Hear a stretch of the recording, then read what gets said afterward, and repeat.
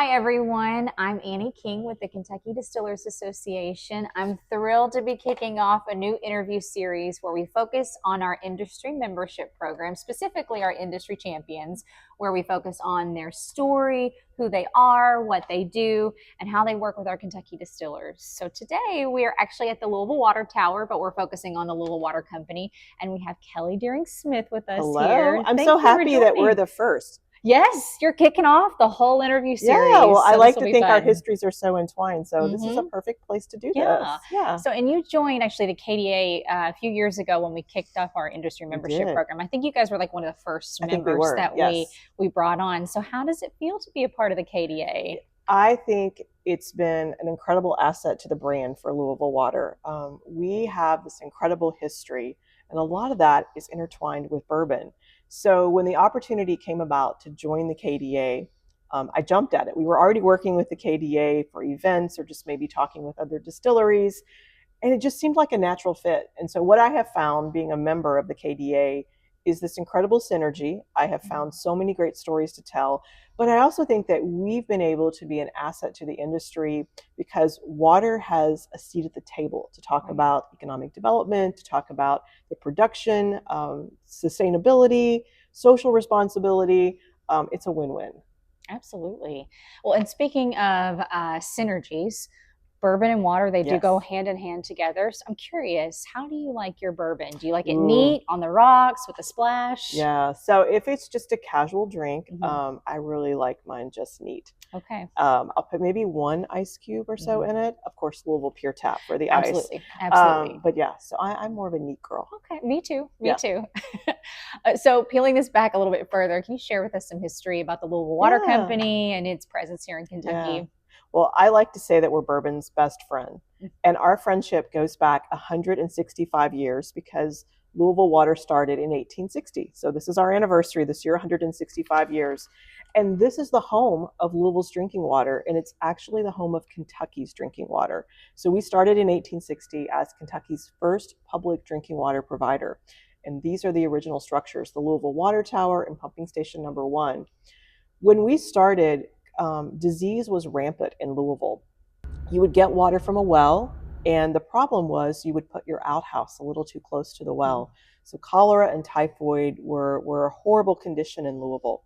So we started because of public health. But one of the real reasons you got the Louisville Water Company in 1860 was fire prevention.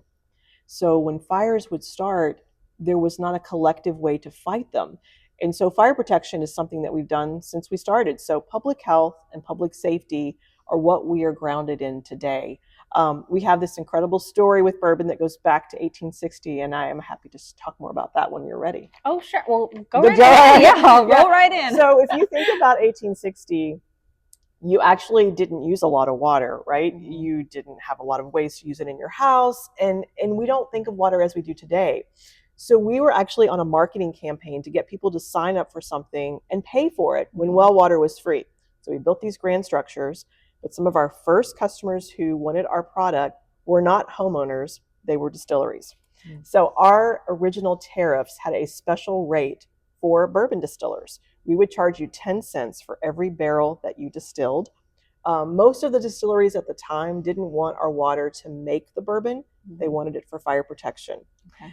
And remember I said we're marketing, we're trying to get Mhm. people to buy water. So we would bring city leaders on a tour of this place, and we would say, look at the beautiful steam engines, look at the grand hall, look at the beautiful grounds. And by the way, at the end of the tour, we would serve them a shot of Johnny Walker bourbon. Oh, We didn't even serve our water on a tour. might as well. So I mean, our history is literally intertwined with bourbon, and I think that's why it's so appropriate that today we're a member of the KDA. It is 100% appropriate in every way.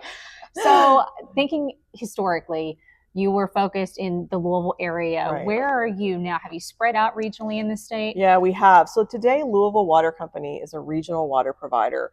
1 million people drink our water every single day. That's about 20% of Kentucky's population. Mhm. So we serve all of Jefferson County, but we also go into Bullitt County, Hardin, Shelby, Oldham, Nelson.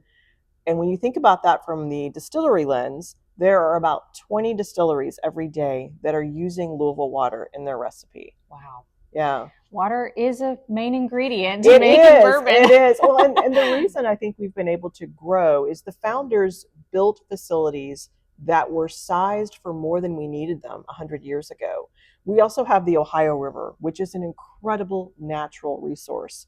And I believe in this part of the state, this I-65 corridor, we have an incredible partnership for economic development and regionalization. And part of our growth, especially south, has been because of bourbon. So we are best friends yet once again. I love that. So shifting gears a bit on an innovation sustainability front. I mean, I think this is the core focus of our industry, of your industry. Do you have any big projects currently within your company that you're working on for those two pieces? When I think about innovation and sustainability, a couple things come to mind. We are continually advancing the science of drinking water. When we started in 1860, there were no microscopes, so we were just looking at what you could see with your naked eye. Today, we're looking at parts per quadrillion, parts per trillion, and what does it matter? So when it comes to innovation, you want to use the best source possible, but you also want to do the least amount of treatment that you can do to produce safe drinking water. And so we have an EPA certified lab, and the research that we're doing is continually improving water quality. You know, when it comes to your drinking water, we can't recall the product like you could something from the grocery store. So there's no second guessing about public health. Once it leaves our plant, we have to be absolutely certain. When it comes to sustainability, we are super focused on the Ohio River and making sure that stays not only an abundant source, but it stays a clean source for us. So looking at what gets put into the river and what doesn't need to be in the river. Sustainability for us also looks, of course, energy power like other businesses would do, but we're also very much anti-bottled water. Louisville Water is a brand. We make tap water, and that's all we make. There is always a time for bottled water, perhaps an emergency or a health issue, but for most consumers, especially in this area, all you need is a glass. And so much like any other brand, we are very proud of what we do. And so we believe that plastic waste is something that we just don't need. More and more plastic bottles get thrown away every day than any other type of plastic.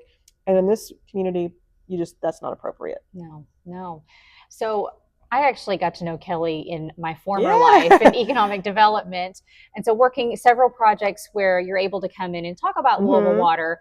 And from the standpoint of in the bourbon industry, when we do tastings, and then you get to come in with your tastings to show the difference in Louisville water versus, someone else's tap water or bottled water. I mean, there is a huge difference. There is a huge difference.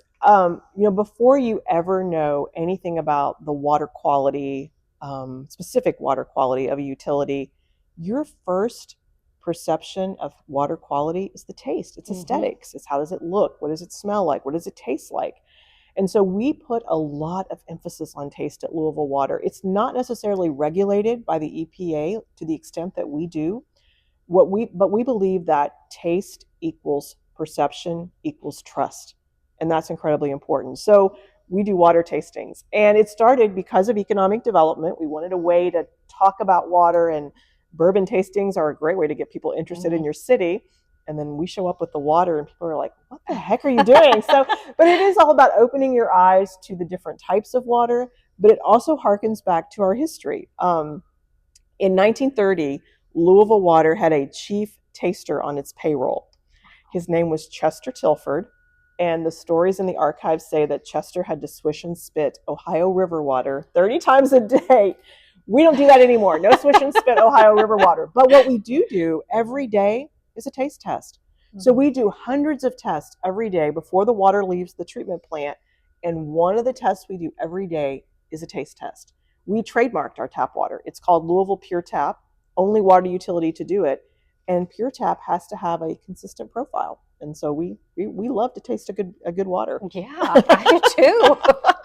And I'm sure you have countless stories of experiences from folks outside of Kentucky that try the water you serve them, and they're like, "Wow, this is amazing." Well, we have a lot of people who, when we go through a water tasting, they don't really know how to describe the water to begin with. I'm like, well, if you pick up a note of cinnamon, we need to talk, because that's not what we're looking for.